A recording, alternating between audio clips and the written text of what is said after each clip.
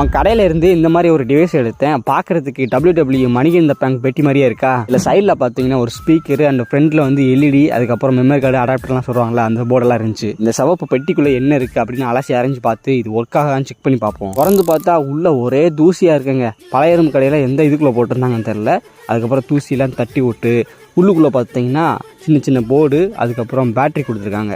இந்த டிவைஸ் வந்து கரண்ட் இல்லாமல் ஒர்க் ஆகும் போல். நான் என்ன ஒரு பிரச்சனை, இதுக்கு பவர் சப்ளை கொடுப்போம்ல, அந்த வயரையே காணும். எந்த இடத்துல பவர் சப்ளை கொடுப்போம் என்ன ஏதுன்னு ஒன்று மூலமாக முழிச்சிட்டு இருந்தேன். அதுக்கப்புறம் உள்ள பேட்டரி கொடுத்துருந்தாங்களே, அதில் ப்ளஸ் மைனஸ் ஏறி போயிட்டு இருந்துச்சு.